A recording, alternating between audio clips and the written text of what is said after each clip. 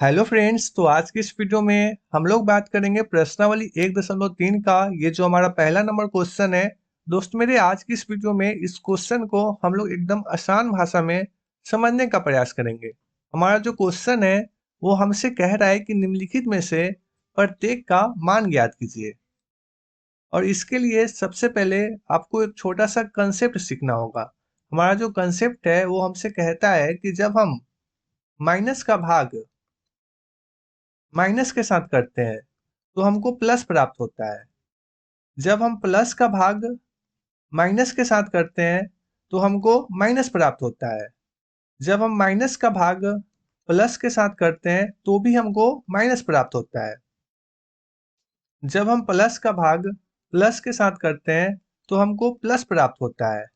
यानी कि जब हम समान चिन्ह, जैसे में माइनस का भाग माइनस के साथ करते हैं और प्लस का भाग प्लस के साथ करते हैं तो हमको क्या प्राप्त होता है? प्लस प्राप्त होता है। यानी जब भी समान चिन्ह का भाग हम लोग करते हैं तो क्या प्राप्त होता है? प्लस प्राप्त होता है। जब भी हम विपरीत चिन्ह, जैसे में प्लस माइनस, माइनस प्लस, तो क्या प्राप्त होता है? माइनस प्राप्त होता है। और इतना कंसेप्ट के साथ इस क्वेश्चन को हम लोग धुआं धुआं उड़ा सकते हैं। तो आइए चलते हैं हम लोग अपने पहला क्वेश्चन की ओर। यानी यहाँ पे माइनस भागे प्लस, तो क्या प्राप्त होगा? माइनस प्राप्त होगा। उसके बाद हम लोग नॉर्मल भाग करेंगे। जब हम लोग 30 में 10 से भाग करेंगे तो क्या प्राप्त होगा? 3। और यही इसका आंसर। ठीक है। इसके बाद यहाँ पर कुछ होना था प्लस, और जब हम प्लस का भाग माइनस के साथ करेंगे तो क्या प्राप्त होगा? माइनस प्राप्त होगा। और उसके बाद नॉर्मल भाग करेंगे। जब हम लोग नॉर्मल भाग करेंगे तो क्या आएगा? 10।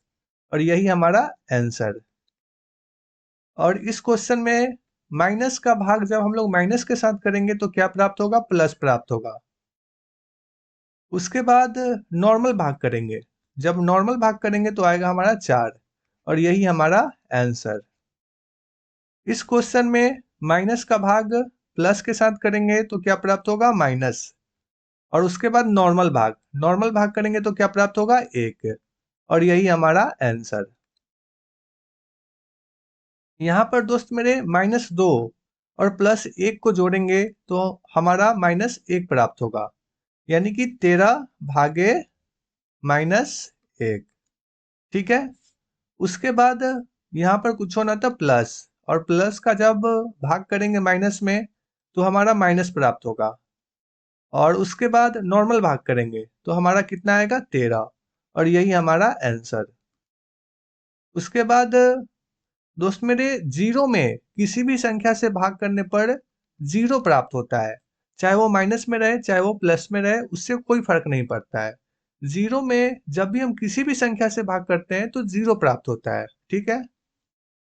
इसके बाद इस क्वेश्चन को, यहाँ पर -30 और यहाँ पर -1, जब दोस्त मेरे इसका ब्रैकेट खोलेंगे तो -30 ये तो रहेगा ही, और यहाँ पर प्लस माइनस माइनस यानी -1, और यहाँ पर -31 और भागे इतना। ठीक है। उसके बाद इसको जैसे के तैसे छोड़ देंगे, यानी -31 भागे, और यहाँ पर -31 आपका आ जाएगा। ठीक है।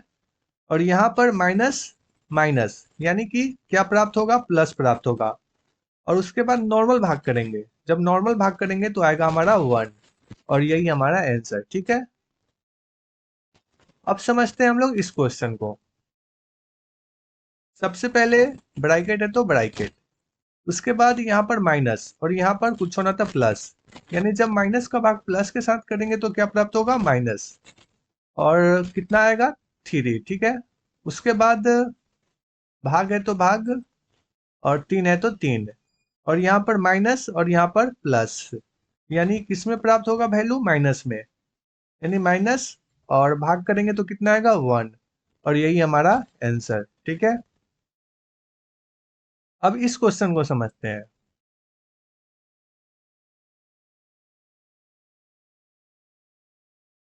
अब दोस्त मेरे इस क्वेश्चन को समझते हैं। आई नंबर सबसे पहले ब्रैकेट का काम करेंगे। यहाँ पर -6 और यहाँ पर 5, तो आएगा हमारा -1, और भाग है तो भाग, और यहाँ पर -2 और +1, तो दोस्त मेरे यहाँ पे आएगा आपका -1, और जब इसका भाग करेंगे तो आएगा हमारा +1, और दोस्त मेरे यही हमारा आंसर।